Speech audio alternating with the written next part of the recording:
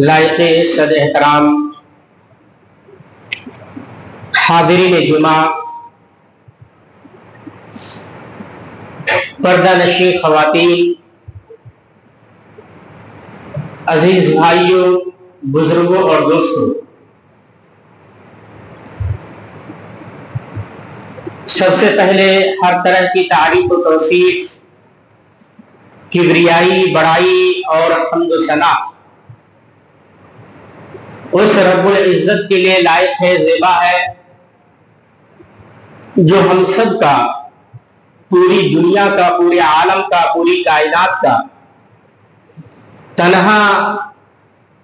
خالق ہے، مالک ہے، رازق ہے، قابض ہے۔ وہ اللہ جس کے حکم سے یہ کائنات کا جملہ نظام رواں دواں ہے، جس کی اجازت سے اور جس کی مشیت سے پوری دنیا کا یہ نظام چل رہا ہے، جو جب چاہتا ہے، جو چاہتا ہے وہ کرتا ہے، جو ان اللہ علی کل شیء قدیر ہے، جس کے قبضے میں بادشاہت ہے، غلامی ہے، شہنشاہی ہے، فقیری ہے، عزت ہے اور ذلت ہے، جس ذات نے ہمیں اور آپ کو اپنی عبادت کے لیے اس روئے زمین پر بھیجا ہے اور پیدا کیا ہے، ہماری اصلاح کے لیے، ایک مخلوق کا رشتہ خالق سے جوڑنے کے لیے، سب سے برگزیدہ نبی، تمام انبیاء کے سردار، امام الانبیاء، رئیس الاولیاء، احمد مصطفیٰ، محمد مصطفیٰ، پیارے نبی جناب محمد رسول اللہ صلی اللہ علیہ وسلم کو رب کائنات نے امام کائنات بنا کر اس دنیا کے اندر مبعوث کیا، بھیجا۔ آپ صلی اللہ علیہ وسلم نے اللہ رب العالمین کے جملہ ہدایات، ارشادات، فرمودات، پیغامات من وعن پوری امانت داری اور دیانت داری کے ساتھ اپنی امت تک پہنچا کر اپنی نبوت اور رسالت کا پورا حق ادا کیا۔ فدا ہو ابی و امی، ایسے رسول رحمت پر ہم سب کو دل و جان سے قربان ہونا چاہیے۔ لاکھوں کروڑوں درود و سلامتی کا نزول ہو پیارے رسول صلی اللہ علیہ وسلم کے اوپر، کہ جنہوں نے بڑی محنت، جد و جہد اور کاوش، کوشش اور پورے خلوص اور جہود کے ساتھ جو ہے اللہ رب العالمین کے جملہ احکامات اللہ کے بندوں تک پہنچائے۔ حضرات گرامی، آج کی اس جمعے کے خطبے میں میں جس ٹاپک اور موضوع کے اوپر آپ سامعین کے سامنے کتاب و سنت کی روشنی میں اہم باتیں پیش کرنے جا رہا ہوں، وہ ہے انسان کی زندگی کی کامیابی کا راز اگر کوئی ہے تو وہ شوق عبادت ہے۔ مطلب یہ ہے کہ آپ سب جانتے ہیں کہ اللہ نے ہمیں اپنی عبادت کے لیے پیدا کیا ہے۔ دنیا میں آنے کا مقصد ہی ہے ہم اللہ کی عبادت کریں، اسی کے سامنے سجدہ کریں، رکوع کریں، جھکیں، دعائیں مانگیں، اسی سے خوف کھائیں، اسی کی قسم کھائیں، اسی کے نام نظر و نیاز کریں، اسی کے لیے ساری عبادتیں، یہاں تک کہ ہمارا جینا مرنا سب اللہ کے لیے۔ اور اس عبادت میں توجہ ہو، سکون ہو، رغبت ہو، خواہش ہو، شوق ہو، ذوق ہو، طرب ہو، لگن ہو، جستجو ہو، یہ ساری کی ساری چیزیں ہماری عبادت کے اندر پائی جانی چاہیے۔ کیونکہ آپ کو یہ بات معلوم ہونی چاہیے کہ اگر عبادت کے اندر شوق نہیں پیدا ہوتا ذوق نہیں پیدا ہوتا، تڑپ نہیں آتی، تو وہ عبادت روح سے خالی ہوا کرتی۔ جس طرح ایک خوشبو سے، پھول سے خوشبو کو نکال دیا جائے اور اس پھول کی کوئی قیمت نہیں ہوتی، اسی طریقے سے یاد رکھیے اگر عبادت سے رغبت کو ہٹا دی جائے، شوق کو ہٹا دیا جائے، ذوق کو ہٹا دیا جائے، تو اس عبادت کا بھی اللہ کے یہاں کوئی مقام نہیں ہوتا۔ اس لیے ہمارے لیے اور آپ کے لیے ضروری ہے کہ ہم اپنی عبادت کے اندر رغبت پیدا کریں۔ جب ہم اپنی عبادت کے اندر شوق پیدا کریں گے تو یقیناً یہ شوق اور یہ جذبہ ہمیں دین اور دنیا دونوں جگہ ہمیں کامیاب کرے گا۔ ہماری زندگی کے سارے مسائل جو ہے اس سے حل ہوں گے، اللہ کی قربت حاصل ہوگی، اللہ کے محبوب ترین بندوں میں سے ہم شامل ہو جائیں گے، اللہ تعالیٰ اپنی مغفرت اور بخشش کا پروانہ ہمیں عطا کرے گا، اللہ تعالیٰ کی رضامندی حاصل ہوگی، اللہ تعالیٰ کی خوشنودی حاصل ہوگی۔ عبادت کے اندر جب رغبت پیدا ہو جائے، انسان کے اندر عبادت کی دلچسپی آ جائے، عبادت کا شوق اور ذوق جب اس کے اندر پیدا ہو جائے، تو اہل علم نے لکھا ہے، دلیل یہ بتاتی ہے کہ زندگی کے سارے مسائل اس سے حل ہو جاتے ہیں۔ حضرات گرامی، انبیاء انہوں نے اپنے اندر عبادت کا جو شوق پیدا کیا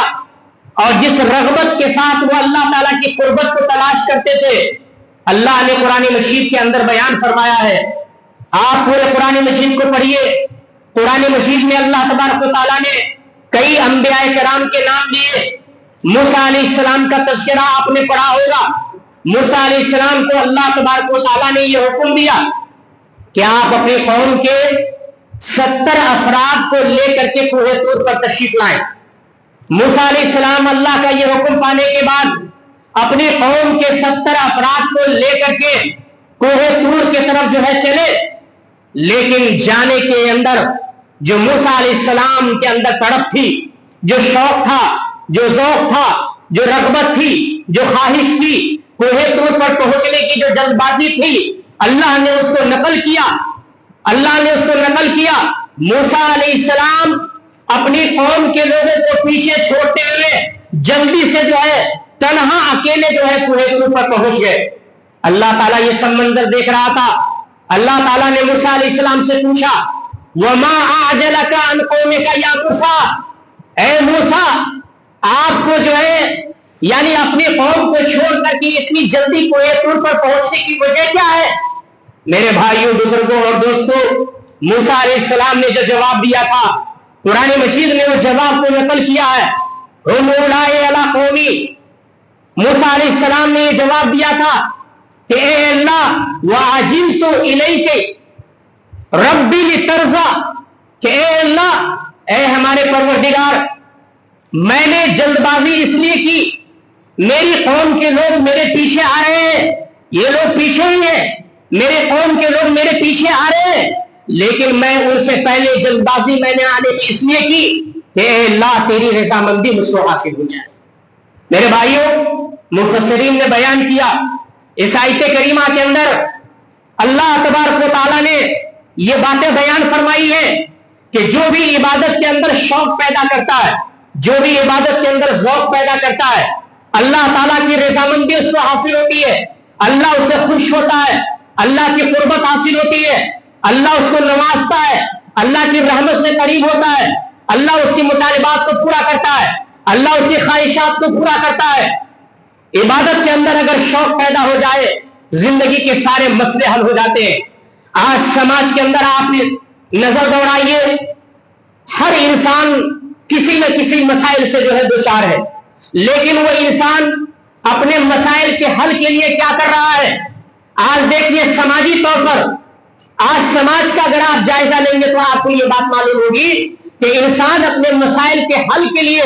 مختلف راستے جو ہے ڈھونڈ رہا ہے۔ کوئی کسی کا چکر لگا رہا ہے، کوئی کسی کی قربت حاصل کر رہا ہے، کوئی شرکیہ تعویذ اور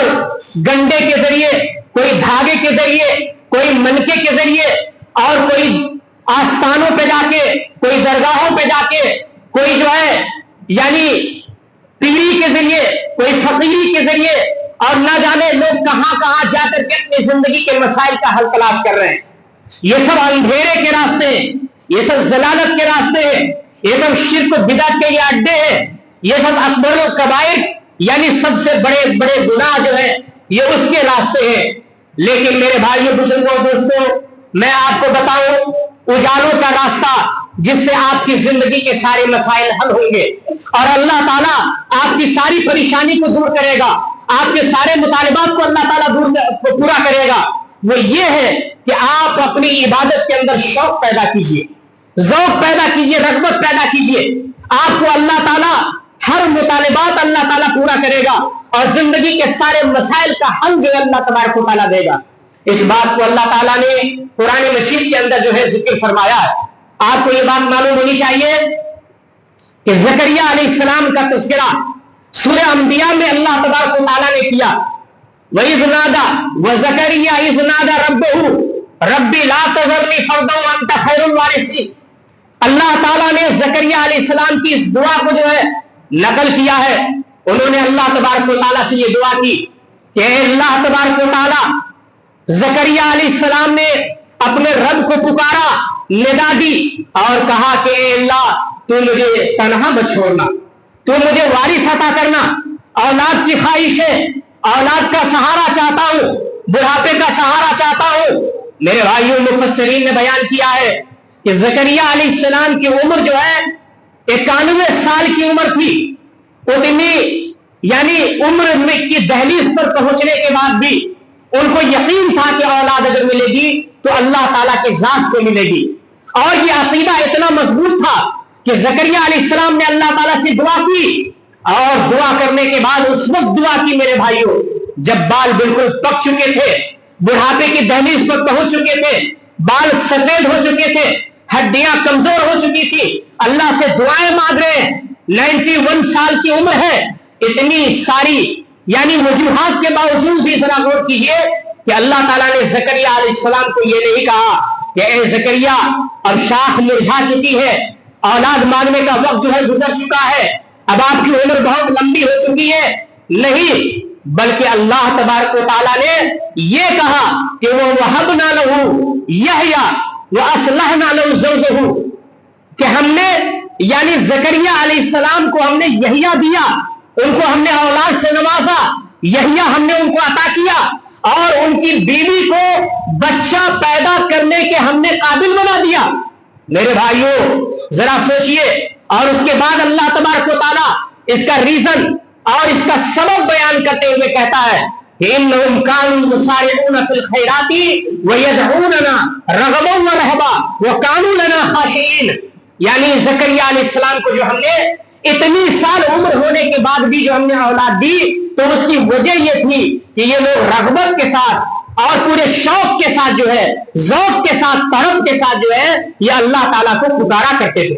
اللہ کی عبادت کرتے تھے۔ اسی شوق کی وجہ سے جو ہے اللہ تعالیٰ نے عبادت میں منہمک ہونے کی وجہ سے، عبادت کے اندر شوق یعنی پیدا کرنے کی وجہ سے اللہ تبارک و تعالیٰ نے ان کو اولاد دیا۔ میرے بھائیوں بزرگوں دوستوں، اہل علم نے یہ بات بیان کی ہے کہ عبادت کے اندر جب شوق پیدا ہو جائے اللہ تعالیٰ اس انسان کی زندگی کے سارے مسائل کو جو ہے اللہ تعالیٰ حل فرما دیتا ہے۔ اللہ نے یہ حکم اپنے نبی کریم صلی اللہ علیہ وسلم کو دیا، اور آپ کو یہ بات معلوم ہونی چاہیے اللہ نے قرآن مجید میں کہا فَإِذَا فَرَغْتَ فَانصَبْ وَإِلَىٰ رَبِّكَ فَارْغَب، کہ اے نبی صلی اللہ علیہ وسلم جب آپ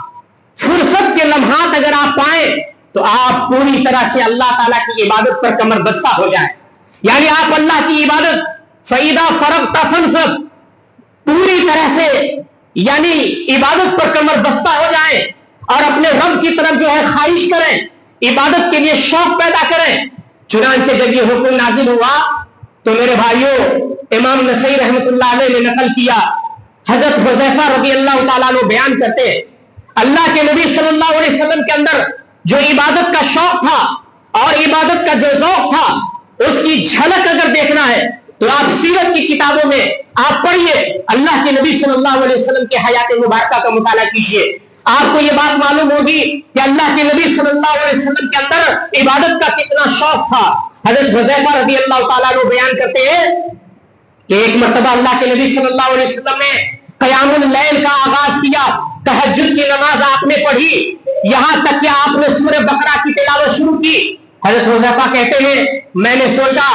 100 آیت پڑھنے کے بعد شاید آپ رکوع کر لیں گے، لیکن نہیں، آپ نے تلاوت جاری رکھی۔ پھر کہتے ہیں کہ شاید 200 آیت پڑھنے کے بعد آپ رکوع میں چلے جائیں گے، لیکن نہیں، پھر بھی آپ نے تلاوت کو جاری رکھی، یہاں تک کہ پورا سورہ بقرہ جو ہے ختم ہو گیا۔ میں نے سوچا کہ شاید سورہ بقرہ ختم کر لینے کے بعد جو ہے اب اللہ کے نبی صلی اللہ علیہ وسلم رکوع میں چلے جائیں گے، لیکن نہیں، آپ نے سورہ آل عمران کی تلاوت کی، پھر اس کے بعد سورہ نساء کی تلاوت کی، اور پھر اس کے بعد تلاوت کرنے کا انداز حضرت حذیفہ رضی اللہ تعالیٰ عنہ بیان کرتے ہیں کہ اللہ کے نبی صلی اللہ علیہ وسلم جو آپ تلاوت فرماتے تھے، تلاوت بالکل ترتیل کے ساتھ کر رہے تھے، بالکل تجوید کے ساتھ کر رہے تھے، بالکل ٹھہر ٹھہر کر کے کر رہے تھے، پورے شوق کے ساتھ کر رہے تھے، ذوق کے ساتھ کر رہے تھے، پوری دلچسپی کے ساتھ کر رہے تھے، یہاں تک کہ جب کوئی رحمت کی آیت آتی آپ وہاں پہ ٹھہر کر کے اللہ تعالیٰ سے رحمت کا سوال کرتے، اگر کوئی عذاب کی آیت آتی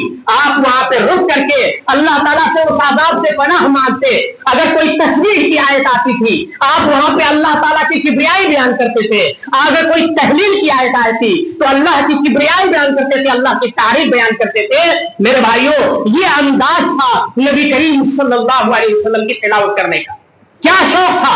کیا ذوق تھا میرے بھائیوں۔ اللہ کے نبی صلی اللہ علیہ وسلم کے بارے میں ایک راوی کہتے ہیں کہ ایک مرتبہ اللہ کے نبی صلی اللہ علیہ وسلم نے پوری رات جو ہے ایک نماز کے اندر آپ نے جو ہے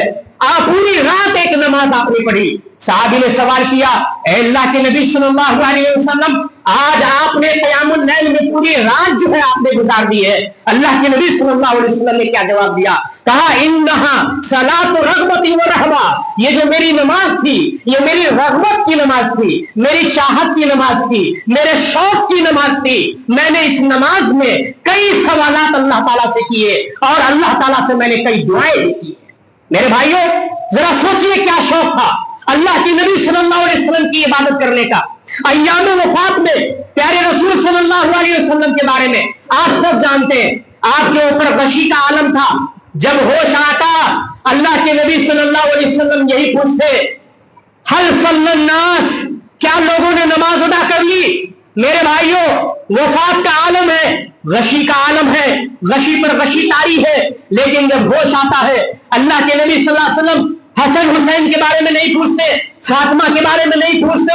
علی کے بارے میں نہیں پوچھتے، دوست ابو بکر کے بارے میں نہیں پوچھتے، کسی خاندان کے بارے میں آپ نے نہیں پوچھا، کسی رشتہ دار کے بارے میں آپ نے نہیں پوچھا، آپ کے لب پر جو سوال آیا کہ حل صلی الناس، کیا لوگوں نے نماز ادا کر لی؟ صحابہ کرام نے کہا ہم ينتظرونك یا رسول اللہ، اے اللہ کے نبی صلی اللہ علیہ وسلم، لوگوں نے نماز ادا نہیں کی ہے بلکہ آپ کا انتظار ہو رہا ہے، آپ کا انتظار کر رہے لوگ۔ میرے بھائیوں، اس کے بعد آپ کے اوپر بے ہوشی طاری ہو جاتی ہے، 1 2 3 مرتبہ ایسے ہی ہوتا ہے، لیکن جب ہوش آیا، تھوڑا افاقہ ہوا، اللہ کے نبی صلی اللہ علیہ وسلم نے غسل کیا، غسل کرنے کے بعد آپ نے علی اور عبداللہ ابن عباس رضی اللہ تعالی عنہما کے کندھے کے اوپر سہارا لے کر کے اللہ کے نبی صلی اللہ علیہ وسلم مسجد کی طرف جو ہے تشریف لے جا رہے ہیں، مسجد کے پاس جو ہے مسجد کی طرف نماز پڑھنے کے لیے جو ہے تشریف لے آ رہے ہیں، اور راوی کہتے ہیں وَرِجْلَاهُ تَخُطَّانِ عَلَى الْأَرْضِ، نبی کریم صلی اللہ علیہ وسلم کی کمزوری کا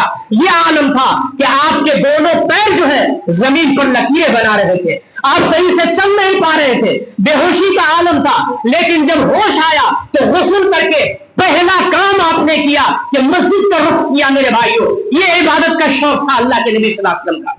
آج ہم بھی اسی کی امت ہے اور اسی کے نام لیوا ہے۔ میرے بھائیوں، ذرا سوچئے، جس نبی کا کلمہ ہم پڑھتے ہیں اس نبی کو جب ہوش آتا ہے تو سب سے پہلے نماز کی فکر ہوتی ہے، آپ کے پاؤں نہ کھڑا رہے ہیں، زمین پر لکیریں بنا رہے ہیں، کمزوری ایک طرف ہے، آپ صحیح سے چلنا نہیں جان رہے، آپ سہارے سے جا رہے ہیں، لیکن نماز آپ سے چھوٹ جائے یہ گوارا نہیں ہے اللہ کے نبی صلی اللہ علیہ وسلم کو۔ اللہ نے آج ہم کو ہاتھ دیے، پاؤں دیے، آنکھ دیے، چلنے پھرنے کے لیے سارے اعضاء دیے ہیں، جوانی دی ہے، طاقت دی ہے، مال دیا ہے، دولت دیا ہے، پیسہ دیے ہیں، منصب دیا ہے، تجارت دی ہے، معیشت دی ہے، مکان دیا ہے، دکان دیا ہے، جوانی دی ہے، شباب دیا ہے، ہر نعمت سے اللہ تبارک و تعالیٰ نے ہم کو نوازا ہے۔ میرے بھائیوں، ہر چیز کا شوق ہمارے اندر ہے، گھومنے کا شوق تو ہمارے اندر ہے، سیر و تفریح کے لیے تو ہم تو جاتے ہیں، شادی بیاہ کا شوق تو ہمارے اندر ہے۔ میرے بھائیوں، واٹس ایپ چلانے کا شوق تو ہے،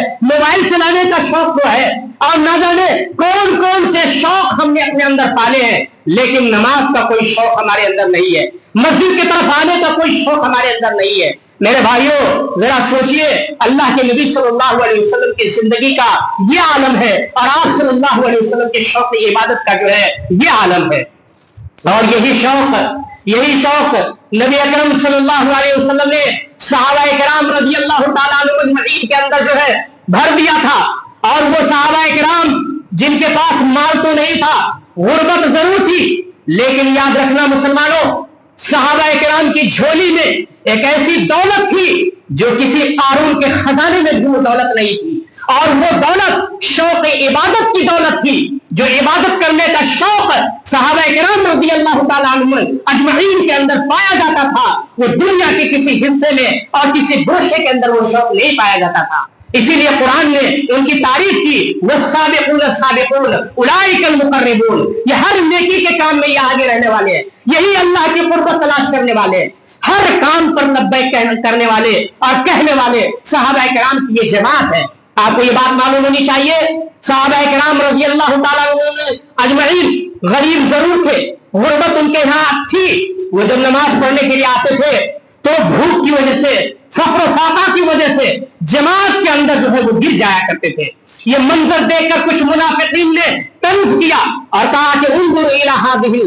مجانین، یعنی ان بیوقوفوں کو دیکھو، یہ مال کمانے کے لیے مارکیٹ نہیں جاتے، یہ پیسہ کمانے کے لیے، دولت کمانے کے لیے مارکیٹ نہیں جاتے، ہر وقت عبادت کے اندر رہتے ہیں۔ اللہ اکبر! یہ جب حال اور یہ جب منظر نبی اکرم صلی اللہ علیہ وسلم نے دیکھا تو صحابہ کرام کو مخاطب کرتے ہوئے اللہ کے نبی صلی اللہ علیہ وسلم نے فرمایا کہ اے میرے دوست، اے میرے اصحاب، سن لو، اللہ تعالیٰ کے یہاں جو تمہارا مقام ہے، اور اللہ نے تمہارے لیے جنت کے اندر مہمان نوازی کے لیے جو جو چیزیں تیار کر رکھی ہیں، اللہ کی قسم اگر وہ تمہیں معلوم ہو جائے تو تم اللہ سے یہ دعا کرو کہ اے اللہ میری غربت میں تم مزید اضافہ فرما دے،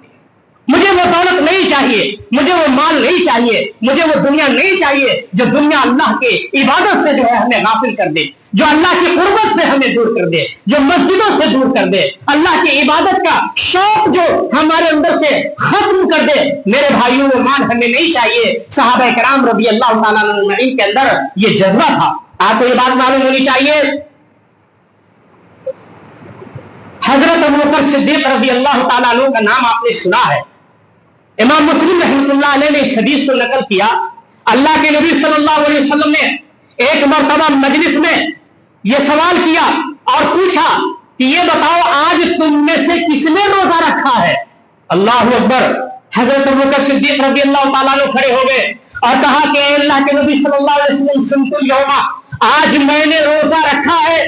اللہ کے نبی صلی اللہ علیہ وسلم نے پھر یہ سوال کیا، یہ بتاؤ آج تم میں سے کس نے مریض کی عیادت کی ہے؟ ابوبکر صدیق رضی اللہ تعالیٰ عنہ کھڑے ہو گئے اور کہا کہ اللہ کے نبی صلی اللہ علیہ وسلم، آج میں نے مریض کی عیادت کی ہے۔ اللہ کے نبی صلی اللہ علیہ وسلم نے پھر یہ پوچھا کہ یہ بتاؤ من اطعم المسکین، آج مسکین کو کھانا کس نے کھلایا ہے؟ ابوبکر صدیق رضی اللہ تعالیٰ عنہ پھر کھڑے ہو گئے اور کہا کہ اللہ کے نبی صلی اللہ علیہ وسلم، میں نے آج مسکین کو بھی کھانا کھلایا ہے۔ اللہ کے نبی صلی اللہ علیہ وسلم نے پھر سوال کیا، من تبع جنازۃ، آج کس نے جنازے میں حاضری دی ہے؟ یعنی کہ میت کی تجہیز و تقسیم میں شرکت کس نے کی ہے؟ ابوبکر صدیق رضی اللہ تعالیٰ عنہ پھر کھڑے ہو گئے اور کہا کہ اللہ کے نبی صلی اللہ علیہ وسلم، میں نے آج جنازہ بھی پڑھا ہے۔ اللہ کے نبی صلی اللہ علیہ وسلم نے عبادت کا جب یہ شوق دیکھا، اللہ کی قربت کا جب یہ ذوق دیکھا، اللہ تعالیٰ نے، اللہ کے نبی صلی اللہ علیہ وسلم نے ابوبکر صدیق رضی اللہ تعالیٰ عنہ سے مخاطب کرتے ہوئے کہا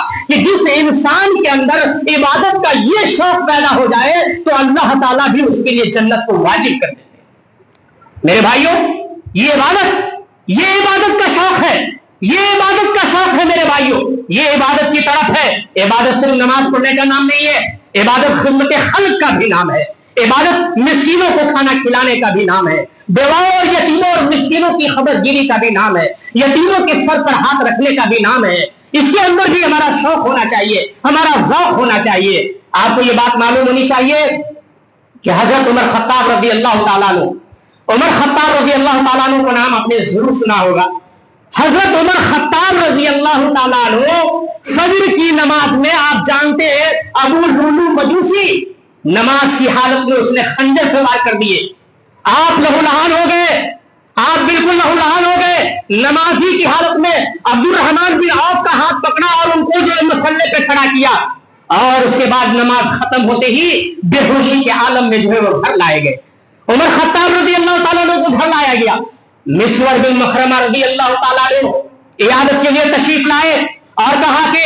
اے اصحاب رسول، اے محمد صلی اللہ علیہ وسلم کے ساتھیوں، پہلے مجھے یہ بتاؤ کہ کیا عمر خطاب رضی اللہ تعالیٰ عنہ نے فجر کی نماز ادا کر لی تھی؟ لوگوں نے جواب دیا، کہا کہ سنو، کیا تم دیکھتے نہیں ہو کہ خون سے لہو لہان ہو گئے، وہ زخمی ہے، وہ بالکل بے ہوشی کے عالم میں ہے۔ اس کے بعد مسور بن مخرمہ رضی اللہ تعالیٰ عنہ کہتے ہیں کہ سنو، عمر کو جب بھی ہوش آئے گا، ہوش آتے ہی ان کو یہ خبر دینا کہ آپ کی فجر کی نماز مکمل نہیں ہوئی تھی، کیونکہ اللہ کی قسم میں جانتا ہوں کہ اتنا غم جو ہے یعنی عمر خطاب رضی اللہ تعالیٰ عنہ کو اپنے زخمی ہونے کا بھی نہیں ہوگا، جتنا کہ غم ان کو اس بات کا علم ہونے پر ہوگا کہ میری فجر کی نماز جو ہے باقی رہ گئی۔ میرے بھائیوں، صحابہ کرام رضی اللہ تعالیٰ عنہ اجمعین کے اندر عبادت کا یہ شوق ہے، عبادت کا یہ شوق ہے، یہ ذوق ہے۔ ہر صحابی ایک دوسرے کے بارے میں جانتے ہیں کہ کیا عبادت کا شوق ہے۔ اللہ کے نبی صلی اللہ علیہ وسلم کے زمانے میں صحابہ کرام رضی اللہ تعالیٰ عنہ اجمعین سب لوگ نماز کے لیے اول صف میں آ کر کے حاضر ہوا کرتے تھے، اور پہلی صف میں کھڑے ہونے کے لیے ان میں اختلاف ہونے لگتا۔ اللہ کے نبی صلی اللہ علیہ وسلم نے ان کا حل یہ پیش کیا، یہ حل پیش کیا کہ آپ سب قرآ ڈالا کریں، جس کے نام قرآ آئے گا وہی پہلی صف کے اندر جو ہے کھڑا ہوگا۔ یہ عبادت کا شوق تھا میرے بھائیوں، یہ عبادت کا شوق تھا۔ آج افسوس کے ساتھ یہ کہنا پڑ رہا ہے کہ جمعے کا دن ہے اور جمعے کی یعنی اذان ہونے جا رہی ہے اور مسجد ہماری پوری خالی نظر آ رہی ہے۔ ذرا سوچئے، اللہ کے نبی صلی اللہ علیہ وسلم کے جانثار صحابہ اور اس طرح سے ہمارے اسلاف، ان کے اندر جو عبادت کا شوق تھا، وہ عبادت کا شوق اگر آپ کو معلوم کرنا ہے تو آپ کو یہ بات معلوم ہونی چاہیے کہ ابو سالمہ خشنی رضی اللہ تعالیٰ عنہ کے بارے میں آتا ہے کہ قیام اللیل میں تہجد کی نماز پڑھتے ہوئے سجدے کی حالت میں جو ہے ان کا انتقال ہو گیا۔ اللہ اکبر، ذرا سوچئے۔ اور حضرت زینب رضی اللہ تعالیٰ عنہ کے اندر جو نبی کریم صلی اللہ علیہ وسلم کی بیوی ہے، ان کے اندر عبادت کا شوق کتنا تھا، اس کا اندازہ آپ اس بات سے لگائیے۔ اور یہ بھی بات معلوم ہونی چاہیے کہ پیارے رسول صلی اللہ علیہ وسلم کے زمانے میں خواتین فرائض نماز کی ادائیگی کے لیے بھی مسجدوں میں آیا کرتی تھی، اور فرائض کے علاوہ نوافل کی ادائیگی کے لیے بھی خواتین عورتیں جو ہے مسجدوں کے اندر آ کر کے نماز ادا کرتی تھی۔ زینب رضی اللہ تعالیٰ عنہ نبی کریم صلی اللہ علیہ وسلم مسجد کے اندر داخل ہوئے، دیکھا کہ دو ستون کے درمیان میں، دو کھمبے کے درمیان میں جو ہے رسی بندھی ہوئی ہے۔ اللہ کے نبی صلی اللہ علیہ وسلم نے پوچھا، سوال کیا کہ یہ جو رسی بندھی ہوئی ہے یہ کس نے باندھی ہے، کیوں بندھی ہوئی ہے؟ لوگوں نے جواب دیا، زینب رضی اللہ تعالیٰ عنہ نماز پڑھنے کے لیے آتی ہے، قیام میں ہوتی ہے، قیام کرتے کرتے جب تھک جاتی ہے تو رسی کا سہارا لے کر کے قیام جاری رکھتی ہے اور نماز پڑھتی رہتی ہے۔ اللہ کے نبی صلی اللہ علیہ وسلم کی بیوی کا یہ شوق ہے۔ آج کے خواتین کو یعنی زینب رضی اللہ تعالیٰ عنہا کی زندگی کے اندر نمونہ ڈھونڈنا چاہیے اور دیکھنا چاہیے کہ عبادت کا کتنا شوق جو ہے ایک خاتون کے اندر جو ہے یعنی پیدا ہونا چاہیے، اور اللہ کے نبی صلی اللہ علیہ وسلم کے زمانے کے اندر پیدا تھا، تو یہ شوق پیدا تھا۔ میرے بھائیوں،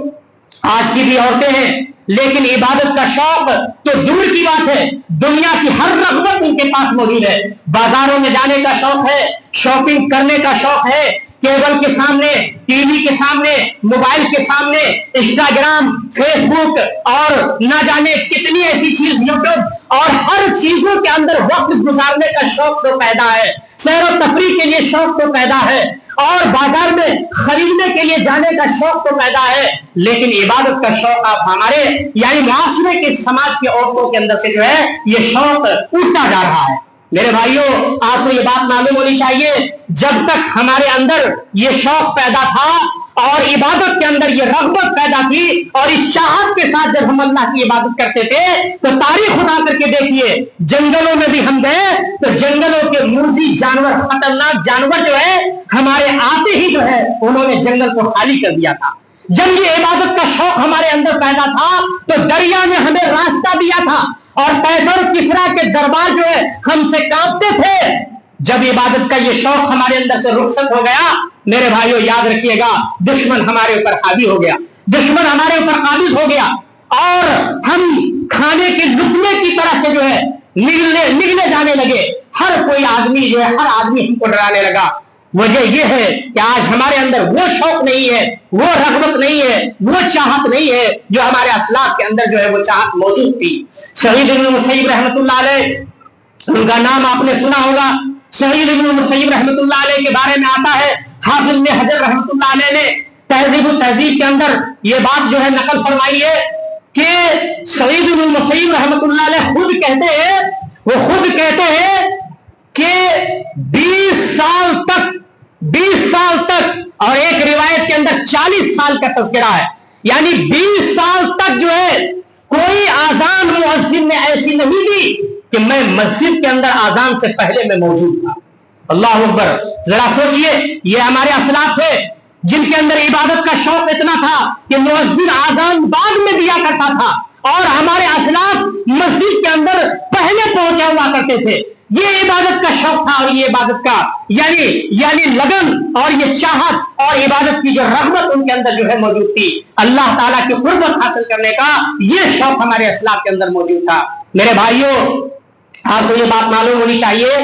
جب عبادت کے اندر سے شوق ختم ہو جائے اور ذوق ختم ہو جائے تو پھر وہ عبادت اللہ کے ہاں کوئی معنی نہیں رکھتی اور کوئی مقام نہیں ہے۔ وہ عبادت ہمارے لیے قابل نجات بھی نہیں ہے، بلکہ وہ زحمت ہے، رحمت کے بجائے وہ عبادت ہمارے لیے زحمت ہے۔ آج بہت سارے لوگ آتے ہیں نماز پڑھنے کے لیے،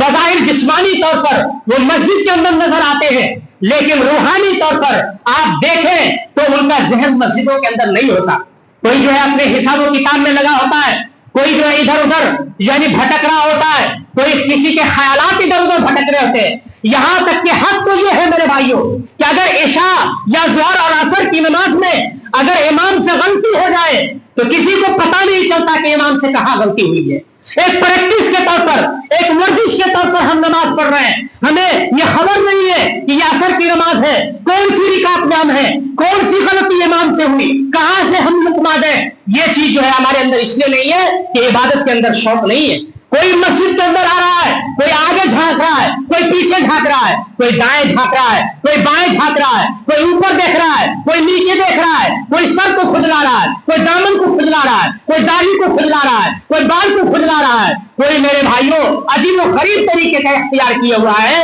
یہ جو ہے ساری چیزیں ہمارے مسجدوں کے اندر آگ ہو رہی ہے۔ روح نہیں ہے، عبادت کے اندر لگن نہیں ہے، تڑپ نہیں ہے میرے بھائیوں۔ بہت سارے ایسے لوگ ہیں جو مسجد میں جمعہ کے لیے آئے ہوئے ہیں، کب آتے ہیں انہیں معلوم ہے کہ خطبہ جمعہ کب ختم ہونے والا ہے۔ جب لاسٹ ٹائم میں آئیں گے، سب سے لاسٹ میں آئیں گے اور سب سے فرسٹ پہلے بھاگنے کے لیے تیار رہیں گے۔ یہ عبادت کا شوق ہے؟ ذرا سوچیے میرے بھائیوں، یہ عبادت کی طرف ہے؟ کیا اسی عبادت اور شوق سے اللہ تعالیٰ ہمیں عزت دے گا؟ کیا اللہ تعالیٰ ہمیں ذلیل نہیں کرے گا؟ کیا یہ عبادت کا شوق جب ہم سے رخصت ہو جائے گا تو کیا اللہ تبارک و تعالیٰ ہم کو ذلیل نہیں کرے گا؟ اسی وجہ سے اس دنیا کے اندر میرے بھائیوں ہم جو ہے یعنی ذلیل ہو چکے ہیں کہ دنیا کے ہر کام کے اندر شوق سے تو جاتے ہیں، لیکن اللہ کے گھر میں اللہ کی عبادت کرنے کے لیے جو تڑپ ہونی چاہیے، جو جستجو ہونی چاہیے نماز پڑھنے کے بعد، ہم سنت کی یعنی پڑھیں، نوافل پڑھیں، دعائیں مانگیں، اذکار پڑھیں، اطمینان کے ساتھ جو ہے جائیں، یہ چیز آج ہمارے اندر سے جو ہے میرے بھائیوں دوستوں رخصت ہو چکی ہے۔ آپ کو یہ بات معلوم ہونی چاہیے، اللہ کے نبی صلی اللہ علیہ وسلم نے ایک حدیث کے اندر ارشاد فرمایا، شیخ البانی رحمۃ اللہ علیہ نے اس حدیث کو صحیح قرار دیا ہے اور صحیحہ میں اس حدیث کو نقل کیا ہے، قیامت کے دن ایک آدمی اللہ تعالیٰ کے پاس لایا جائے گا، حاضر کیا جائے گا اللہ تعالیٰ اس سے سوال کرے گا کہ بتاؤ دنیا سے کیا عمل کر کے آئے ہو؟ وہ شخص کہے گا اے اللہ تعالیٰ میں نے 60 سال تک تیری عبادت کی ہے، میں نے نماز پڑھی ہے۔ اللہ تعالیٰ کہے گا تو جھوٹا ہے، جا تیرا ایک بھی عمل میں نے قبول نہیں کیا، سب کو میں نے رد کر دیا۔ وجہ کیا ہے میرے بھائیوں؟ اس وجہ سے کہ وہ حقیقت میں 60 سال تک تو نماز پڑھا تھا، لیکن نماز کے اندر جو خشوع خضوع ہونا چاہیے، نماز کے اندر جو رغبت ہونی چاہیے، جو چاہت ہونی چاہیے، جو سکون ہونا چاہیے، جو اطمینان ہونا چاہیے، اور جو نماز اللہ کے نبی صلی اللہ علیہ وسلم کے نماز کے مطابق جو نماز ہونی چاہیے، وہ نماز ہماری نہیں تھی۔ آج بہت سارے مساجد کے اندر لوگ نماز جاتے پڑھنے کے لیے، کہیں کوئی سورہ فاتحہ نہیں پڑھ رہا ہے، کہیں کوئی رکوع سے سجدہ نہیں کر رہا ہے، کوئی رکوع نہیں کر رہا ہے، کوئی قوما نہیں کر رہا ہے، کوئی تشہد نہیں کر رہا ہے۔ ایسا مانو کہ وہ نماز نہیں پڑھ رہا ہے بلکہ ایک کھیل تماشا کر رہا ہے۔ نماز ہمارے اندر جو ہے کھیل بنا دی گئی میرے بھائیوں۔ ہمارے مسجدوں کے اندر جو ہے صحیح سے ہمیں دعائیں پڑھنے کا موقع نہیں دیا گیا، صحیح سے سجدہ کرنے کا موقع نہیں دیا گیا، صحیح سے رکوع کرنے کا موقع نہیں دیا گیا، اور ایسے لوگوں کے پیچھے جا کر کے ہم نمازیں پڑھتے ہیں۔ میرے بھائیوں بزرگوں دوستوں، اطمینان لاؤ، اپنی نماز کے اندر اطمینان پیدا کرو اور رغبت اور شوق پیدا کرو۔ میرے بھائیوں آج ہم گھروں میں بیٹھے رہتے ہیں، نماز کے لیے آزان ہوتی ہے، لیکن ہمارے اندر یہ فکر پیدا نہیں ہوتی کہ ہم عبادت کے لیے جو ہے اللہ کے گھر کی طرف جائیں۔ آپ کو یہ بات معلوم ہونی چاہیے، مانتا ہوں آپ کو اپنی اولاد سے بہت زیادہ پیار ہے، آپ کو اپنی بیوی سے بہت زیادہ پیار ہے، لیکن اللہ کے نبی صلی اللہ علیہ وسلم کا اسوہ بھی ذرا اپنے سامنے رکھیے۔ اللہ کے نبی صلی اللہ علیہ وسلم سے زیادہ آپ اپنی بیوی سے کون پیار کر سکتے ہیں؟ کون اپنی بیوی سے زیادہ جو ہے محبت کر سکتا ہے؟ لیکن اما عائشہ صدیقہ رضی اللہ تعالیٰ عنہا کہتی ہے کہ اللہ کے نبی صلی اللہ علیہ وسلم ہمارے پاس ہوتے تھے اور ہمارے پاس پیار سے گفتگو فرماتے رہتے تھے، خبر و خیریت ہوتی رہتی تھی، شوہر بیوی ہم لوگ موجود تھے، لیکن جیسے ہی آزان ہوتی تھی اللہ کے نبی صلی اللہ علیہ وسلم فوراً اٹھ کر کے ایسے ہمارے پاس سے رخصت ہو جاتے تھے کہ اما عائشہ کہتی ہیں مانو آزان کے بعد مجھے پہچان ہی نہیں رہے کہ میں اس کی بیوی ہوں، پہچان ہی نہیں رہے کہ میں بیوی ہوں۔ یہ اللہ کے نبی صلی اللہ علیہ وسلم، اللہ کی محبت اپنی جگہ ہے، رسول صلی اللہ علیہ وسلم کی محبت اپنی جگہ ہے، اولاد کی محبت اپنی جگہ ہے، بیوی کی محبت اپنی جگہ ہے، دکان کی محبت اپنی جگہ ہے، مکان کی محبت اپنی جگہ ہے۔ یاد رکھنا ان ساری محبتوں کے بیچ میں اگر گڑبڑ کرو گے، اگر ملاؤ گے، دنیا کے اندر برباد ہو جاؤ گے۔ اللہ کا جو حق ہے وہ اللہ کا حق اللہ کو ملنا چاہیے۔ اگر آپ چاہتے ہیں کہ اللہ تعالیٰ آپ کو عزت دے تو آپ کو یہ بات معلوم ہونی چاہیے، عبادت کے اندر آگے آنا ہوگا، شوق پیدا کرنا پڑے گا، ذوق پیدا کرنا پڑے گا۔ میرے بھائیوں آپ کو یہ بات معلوم ہونی چاہیے، امام ترمذی رحمۃ اللہ علیہ نے ایک حدیث کو نقل کیا اور بہت مشہور روایت ہے۔ اللہ کے نبی صلی اللہ علیہ وسلم نے ارشاد فرمایا، حدیث قدسی ہے، اس کے اندر یہ بات بتائی گئی کہ اے آدم کے بیٹے، اے آدم کے بیٹے، تفرغ لعبادتی، میری عبادت کے لیے فرصت نکال، شوق پیدا کر، ذوق پیدا کر، چاہت پیدا کر۔ اگر ایسا کرو گے تو میں تمہیں یعنی مالداری سے میں تمہیں بھر دوں گا، میں تمہیں رزق کے اندر کشادگی عطا کروں گا۔ اور اگر تم نے میری عبادت کا شوق اگر اپنے اندر نہیں پیدا کیا، کام زیادہ دوں گا لیکن ٹینشن میں مبتلا کروں گا، ڈپریشن میں مبتلا کروں گا، تندرستی میں مبتلا کروں گا، بدحالی کا شکار بناؤں گا، کام کی کمی نہیں رہے گی، بہت بڑی فیکٹری ہوگی، تجارت بھی بہت بڑی ہوگی، دکان بھی بہت بڑی ہوگی، کماؤ گے بھی بہت زیادہ، لیکن یاد رکھو گے کہ مفلوق الحال رہو گے، پریشان حال بنے رہو گے۔ اس کی وجہ یہ ہے کہ دنیا طلبی کے چکر میں تم نے اللہ کو بھلا دیا، عبادت کا شوق تمہارے اندر سے نکل گیا، مؤذن نے اذان دی لیکن کوئی طرف آپ کے اندر پیدا نہیں ہوئی۔ آپ کو یہ بات معلوم ہونی چاہیے، محدثین فرماتے تھے لا تجالس الموتى، مردوں کے قریب مت بیٹھا کرو۔ ان سے پوچھا گیا کہ مردے کون ہیں، تو محدثین کہتے ہیں مردے سے مراد الراغبون الی الدنیا، جو دنیا کی چاہت میں ہر وقت پڑے رہتے ہیں اور اللہ کی عبادت کا کوئی شوق ان کے اندر پیدا نہیں ہوتا، کوئی پیدا نہیں ہوتا۔ یہ مردے ہیں،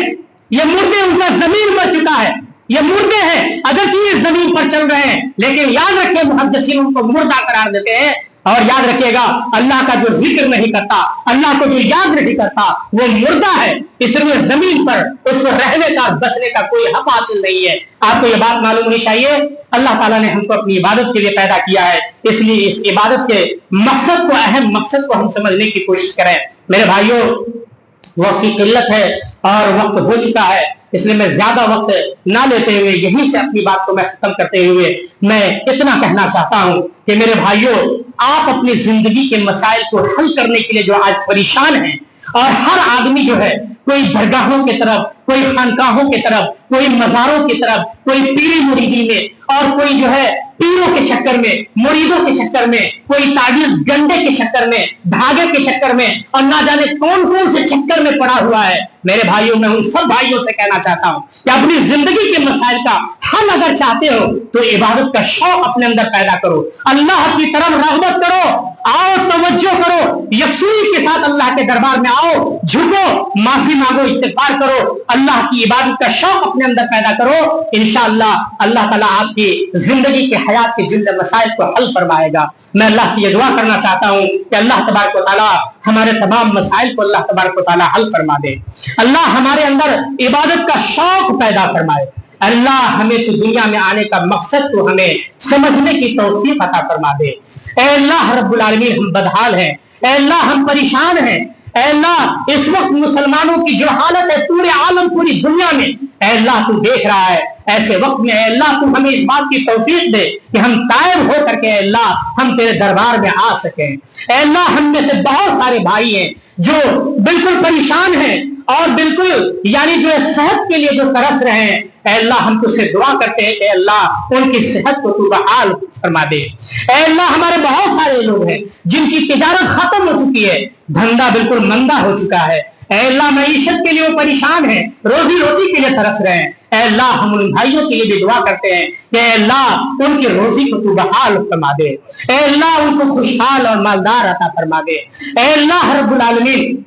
تجھ سے میری دعا ہے کہ جو لوگ مقروض ہیں اے اللہ اپنے خزانے غیب سے ان کے قرضے کی ادائیگی کی کوئی صورت نکالتے. اے اللہ پورے عالم اور پوری دنیا میں ہمارے مسلمان بھائی جس خطے, جس کونے اور جس گوشے میں اور کہیں بھی ہو اے اللہ ہماری ایمان کے بھائی ہیں, اگر وہ پریشان ہیں اے اللہ ان کی پریشانی کو دور فرما دے. اے اللہ مسئلہ فلسطین کسی سے چھپا ہوا نہیں ہے. اے اللہ غزہ کا بچہ بچہ بلک رہا ہے, تڑپ رہا ہے, ہزاروں نہیں لاکھوں کی تعداد میں جو ہے یہ یتیم بن چکے ہیں اور بے سہارا بن چکے ہیں. اے اللہ ان کی طرف سے تو کوئی مدد غیب سے پیدا فرما دے. اے اللہ تو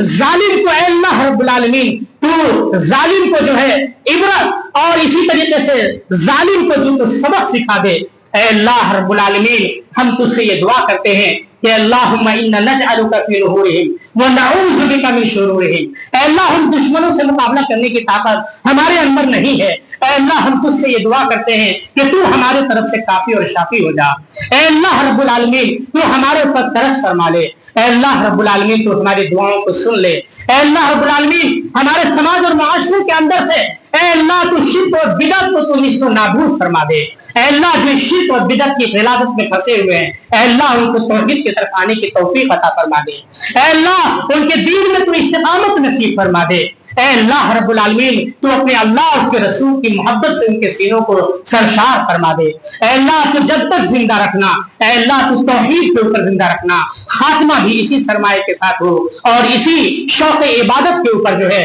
ہمارا خاتمہ ہو. ولا تموتن الا وانتم مسلمون. اے اللہ ہماری روح جب ہمارے جسم سے پرواز ہو تو اے اللہ اسی شوق عبادت پر پرواز ہو, اچھی حالت میں ہماری موت آ جائے. اے اللہ ہماری موت کو تو سعادت کا ذریعہ بنا دے اور ہم سب کو عبادت کرنے کی توفیق عطا فرما دے. آمین ثم آمین. وآخر دعوانا الحمدللہ رب العالمین. بارک اللہ لنا ولکم فی القرآن العظیم ونفعنا وإیاکم بما فیہ من الآیات والذکر الحکیم ونفعنا بہدی سید المرسلین وقولہ القویم. اقول قولی ھذا واستغفر اللہ لی ولکم ولسائر المسلمین من کل ذنب فاستغفروہ انہ هو الغفور الرحیم.